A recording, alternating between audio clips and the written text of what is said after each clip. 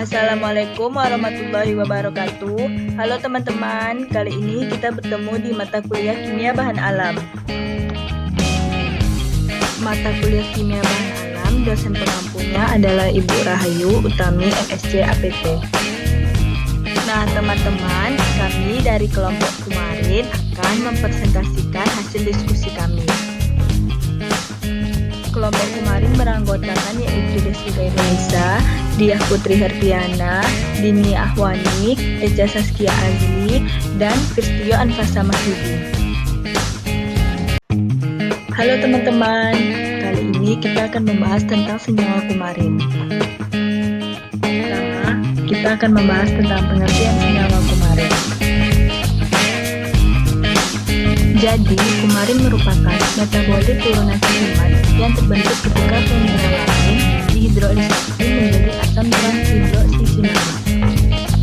Selanjutnya, kumarin merupakan golongan senyawa fenilpropanoid yang memiliki fungsi laktonin K6 dan dengan rumus molekul C9H5O2. Teman, berikut struktur kumarin. Struktur inti dari kumarin berasal dari O-hidroksi asam sinama atau asam pengganti yang dihidrolisasi untuk menghasilkan fungsi natural. Salah satu tanaman pakan ternak yang mengandung kumarin adalah Liliaceae atau gaman. Kumarin dapat menjadi racun bila berubah menjadi hidroksikumarin atau dikumarin. Efeknya pada ternak adalah darah sukar membeku sehingga jika terjadi pendarahan akan menyebabkan kematian. Baiklah teman-teman, berikutnya kita akan membahas tentang biosintesis kumarin. Sintesis kumarin diperoleh dari tanaman Melilotus alba pada bagian akarnya. Ini karena pada bagian akarnya dipercaya memiliki prekursor-prekursor penting yang berguna pada sintesis kumarin. Sintesis ini bermula dari L-fenilalanin yang merupakan sebuah prekursor untuk kumarin dalam Melilotus alba. L-fenilalanin pertama kali diubah ke asam esinamik oleh aksi dari fenilalanin amonialiase yang disingkat PAL, dan selanjutnya ke asam ortokumarin oleh aksi dari asam sinamik O-hidroksilase. Walaupun langkah ini awalnya dilaporkan berlangsung di kloroplas, saat ini tidak ada satupun langkah urutan reaksi tersebut yang berlangsung di sana. Asam ortokumarin diubah ke corresponding beta-glukosida oleh UDP glukos dan sebuah O-glikosil transferase. Glukosida ini melalui UV light methylated EZ ditata ulang untuk membentuk isomer beta-glukosida yang terakumulasi pada tumbuhan. Pemeriksaan sel Melilotus mengindikasikan bahwa adanya campuran dari kedua isomer. Dalam berbagai kondisi, terutama kondisi luka, sebuah kookureng beta-glikosidase memecah glukosa untuk membentuk glukos dan asam kumarinik yang secara spontan tersiklase ke kumarin. Nah, selanjutnya teman-teman, kita akan membahas tentang klasifikasi kumarin. Yang pertama ada kumarin sederhana, isokumarin, furokumarin, dan yang terakhir ada pirokumarin. Kumarin sederhana. Kumarin sederhana sama seperti fenilpropanoid yang merupakan metabolisme dari fenilalanin. Kumarin sederhana memiliki gugus hidroksi yang mengalami metilasi atau membentuk glikosida, terutama pada senyawa skimin. Berikutnya adalah isokumarin. Isokumarin merupakan senyawa yang banyak terkandung dalam tanaman Aspergillus meleus, Fusarium sp, Cladosporium sp, dan Peniopora sanguine.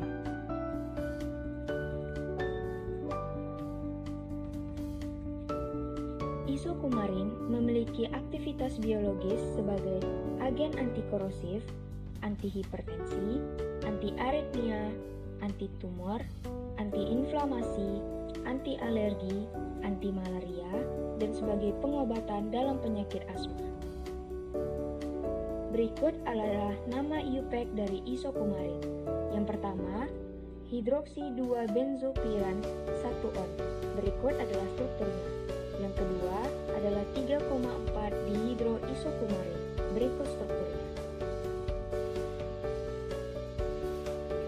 Selanjutnya adalah turunan isokumarin yang terdiri atas 3. Yang pertama adalah melein, yang kedua adalah koriandrin, dan yang ketiga adalah bergenin. Yang pertama adalah melein. Melein adalah isokumarin yang substituen metil dan hidroksinya berada pada posisi 3 dan 8. Melein sedikit larut dalam air dan merupakan senyawa asam yang sangat lemah. Senyawa pertama merupakan struktur dari 3-fenil 3,4 dihidroiksokumarin 4 karboksilik asid. Struktur kedua merupakan struktur dari senyawa kladosporin 23 dan struktur ketiga merupakan struktur dari senyawa 6-metoksimelein. Selanjutnya adalah koriandrin. Berikut adalah struktur dari senyawa koriandrin. Koriandrin merupakan senyawa polisiklik yang tergolong isokumarin yang mengandung keton pada gugus C1 yang terdeteksi tapi tidak terukur dalam ketumbar, sehingga senyawa ini memiliki potensial sebagai anti-HIV secara in vitro. Selanjutnya adalah bergenin. Berikut adalah struktur bergenin yang merupakan turunan dihidroisokumarin.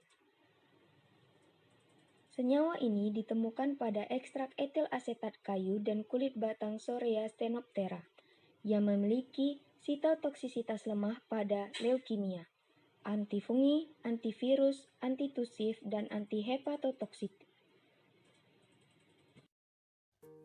Selanjutnya adalah penggolongan kumarin. Struktur kumarin yang mengalami tervenilasi ini disebut furanokuramin.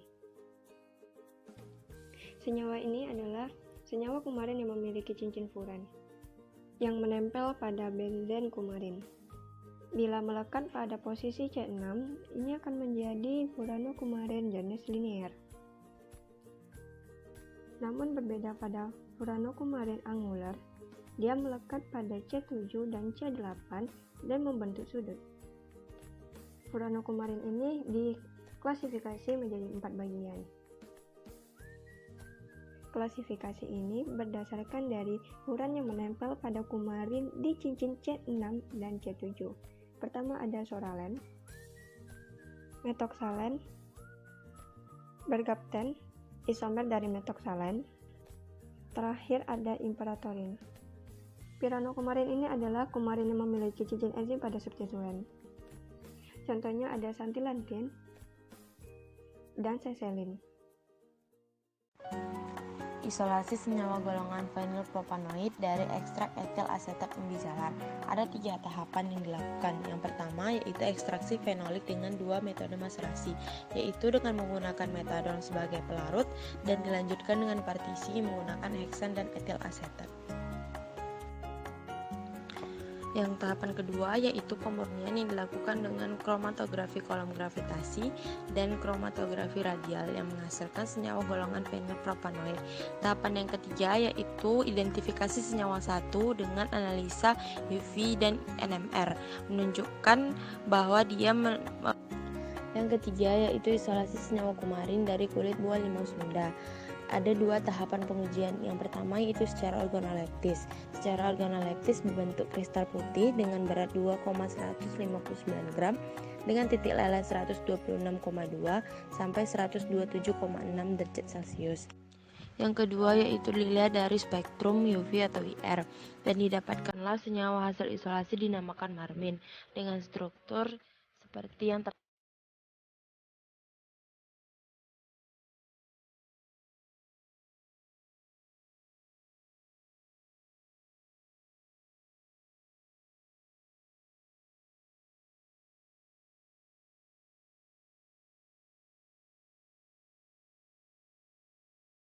Yang kedua yaitu berdasarkan spektrum dari UV dan IR. Dari interpretasi data didapatkan bahwa hasil isolasi ditentukan sebagai 6-metoksi 7-hidroksi kumarin, golongan isokumarin.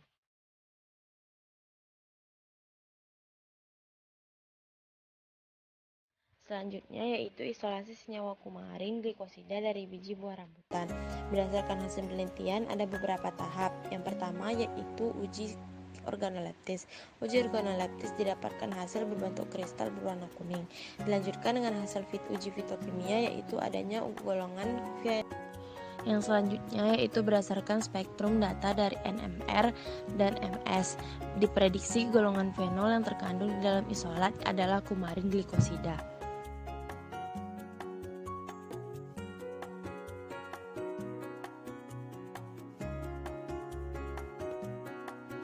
Yang kedua yaitu berdasarkan KLT. Berdasarkan uji KLT yang dilakukan, diperoleh nilai RF-nya kurang dari 2 dengan pelarut yang digunakan yaitu N-heksan banding etil asetat 15:85. Hal ini menunjukkan senyawa tersebut bersifat polar dan diduga karena ada gugus gula yang terikat dengan senyawa fenol. Baiklah teman-teman, selanjutnya saya akan menjelaskan mengenai senyawa kumarin yang berhasil diisolasi. Berdasarkan beberapa jurnal penelitian, ada 5 senyawa kumarin yang berhasil diisolasi. Yang pertama yaitu isolasi senyawa kumarin dari ekstrak etil asetat ubi jalar. Yang kedua yaitu isolasi senyawa kumarin dari tanaman Artemis annua. Yang ketiga yaitu isolasi senyawa kumarin dari tanaman daun. Yang keempat yaitu isolasi senyawa kumarin dari kulit buah lingo Sunda. Yang kelima yaitu isolasi senyawa kumarin glikosida dari biji buah rambutan. Baiklah, yang pertama yaitu senyawa hasil isolasi yang terkandung di dalam herba Artemisia annua L. Ada 3 pengujian yang dilakukan. Yang pertama yaitu secara organoleptis. Berdasarkan hasil uji, bentuknya berupa kristal berwarna putih kekuningan yang mengkilat. Dan yang kedua yaitu spektrum dari hasil spektrofotometri UV. Dari hasil didapatkan panjang gelombangnya yaitu 346 dan 298, yang dimana merupakan karakteristik dari senyawa kumarin.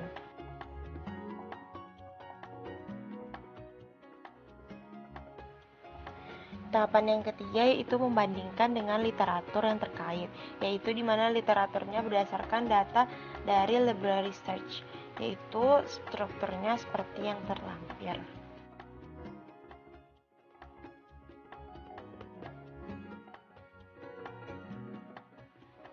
Isolasi senyawa golongan fenilpropanoid dari ekstrak etil asetat ubi jalar. Ada 3 tahapan yang dilakukan. Yang pertama yaitu ekstraksi fenolik dengan 2 metode maserasi, yaitu dengan menggunakan metadon sebagai pelarut dan dilanjutkan dengan partisi menggunakan heksan dan etil asetat.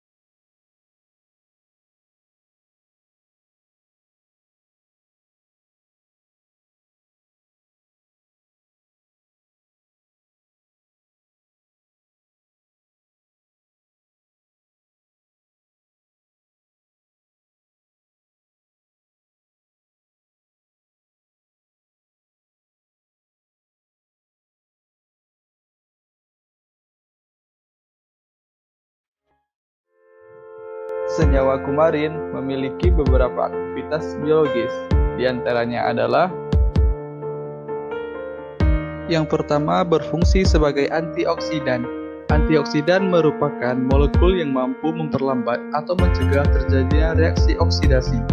Reaksi ini dapat menghasilkan radikal bebas yang bisa memicu reaksi berantai dan dapat merusak sel.